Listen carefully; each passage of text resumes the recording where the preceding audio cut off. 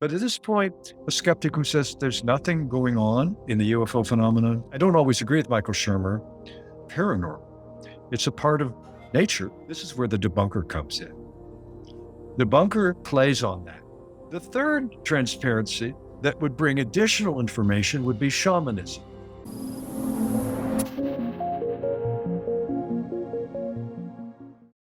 The debunker being a class of skeptic who's not genuinely a skeptic. They're committed to explaining away, rationalizing, eliminating everything that doesn't fit reality. So the debunker plays a formidable role in the UFO field. And there are debunkers in the field now, people who play the role of debunker, as opposed to genuine skeptics.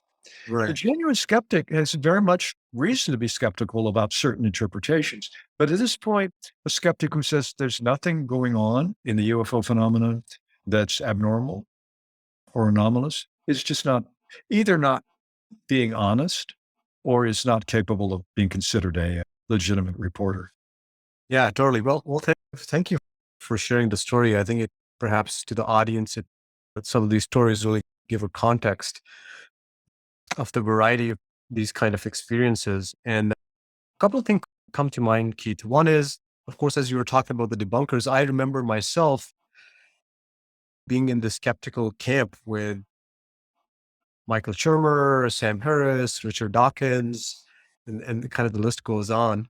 And somehow I kind of outgrew that because what I sensed was initially I thought I was being a genuine skeptic, which is I'm open minded, but I question what is being presented. But after a few years, I could see that there was a sort of a violence and closed mindedness that was concealed. And at least that's what I noticed. That it created an opening at some point. And now I look back and I can't believe that I spent a few years in that camp.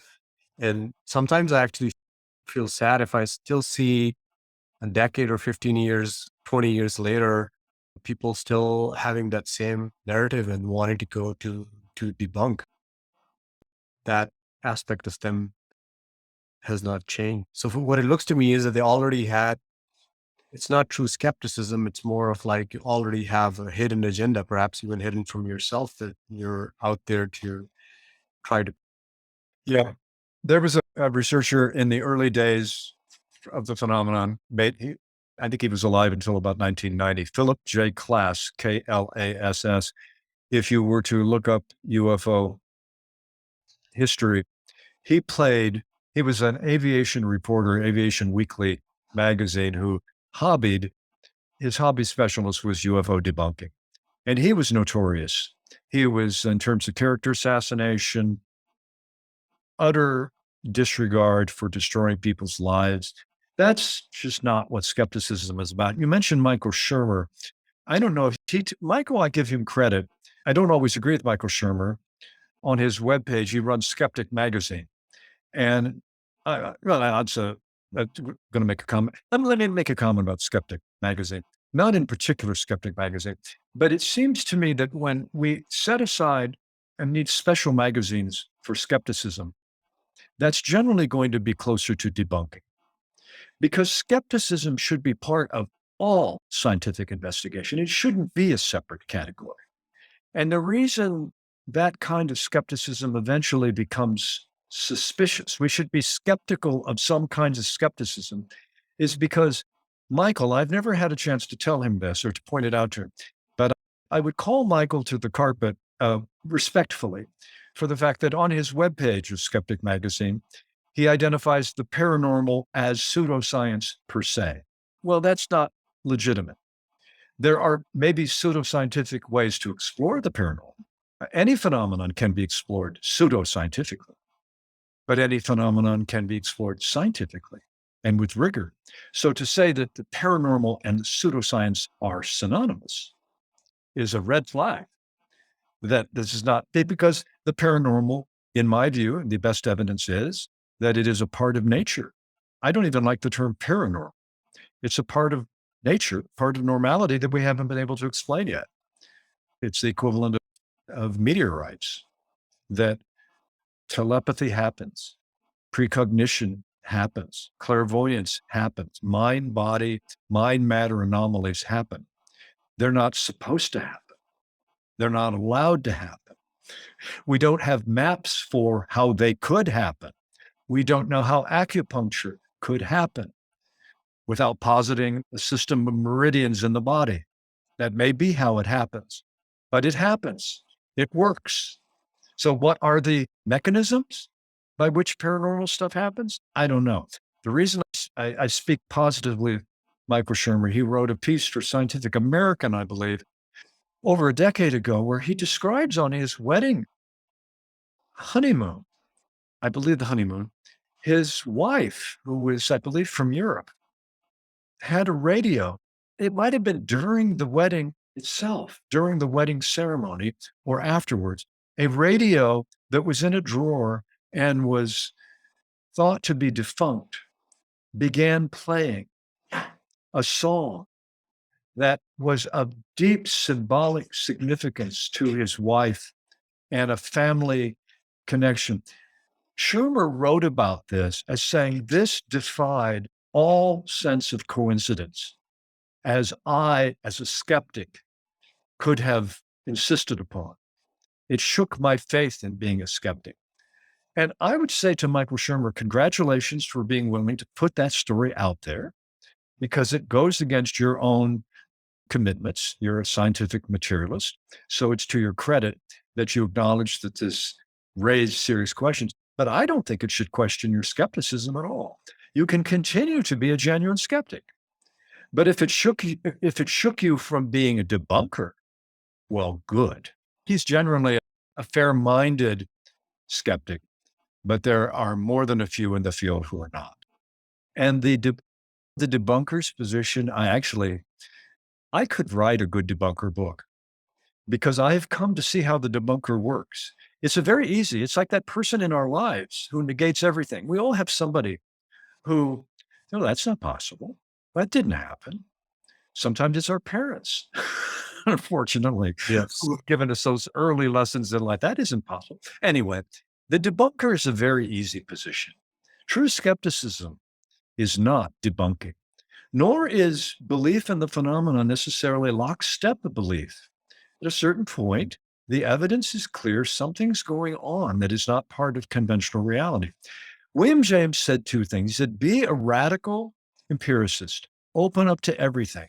But he also had a twin teaching, an axiom. He said, watch out for overbelief. Watch out for the impulse to believe more about the experience to which you're open. Be open to the experience phenomenologically. Be open to that which presents itself. Something landed. Something took you inside. You experienced going inside a cavernous place. Some interaction with little strange creatures who seemed real, but who moved in slow time. Something very surreal also happening. And when it's over, something happened. Now watch the mind try to overdefine it. That's equally to be avoided, said William James. And I agree with that. Be open radically to experience of various kinds, to realities of various kinds. But where the skepticism should come in, see, here's what I'm getting at. Skepticism at this point that tries to say there's nothing going on, that's sheer debunking. But where we need skepticism is in the interpretation.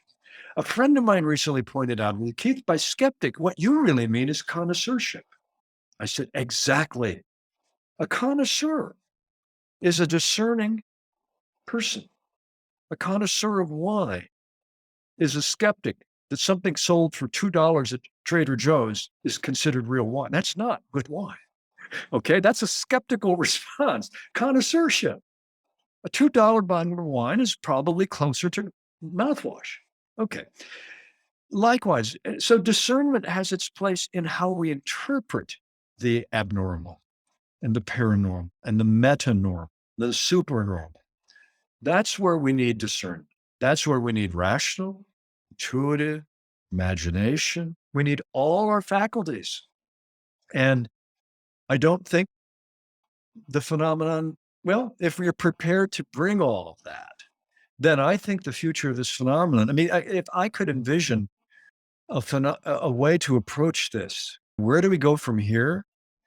I have a fantasy that there would be a kind of an institute, or at least a growing acquaintanceship among people who take this kind of viewpoint, this radical pluralism that recognizes a plurality of realities, but also brings discernment. For example, I think the kind of connoisseurship we need with this phenomenon is UFO knowledge, acquaintanceship with the UFO body of knowledge, the old fashioned overhead projectors from elementary school. You'd put a transparency on the projector and it would then flash onto the wall. The studies for the day, the teacher would write on the plastic paper, the transparency. What we need, the first level of the transparency would be the UFO phenomenon data. That's the first page. Then or else think of it as a PowerPoint demonstration. The first slide would be the UFO data points. The second slide superimposed over so as to include the UFO data would be the near-death experience. The third transparency that would bring additional information would be shamanism. So UFO, near-death, shamanism. The next transparency or the next slide would be the psychedelic realm, psychedelic research, and the meditation traditions, and the non-dual philosophical tradition. Now, that is an incredible map. Don't get me wrong, that's a lot of complexity. I don't expect any one researcher to have all of that knowledge, but what we need with the phenomenon now is conversation among people who are deeply embedded in shamanism, deeply embedded in near death, deeply embedded in UFO, deeply embedded in psychic phenomena, paranormal phenomena, and other frames that I mentioned. That's the conversation that will be paradigm shifting. This is where the debunker comes in. The debunker plays on that.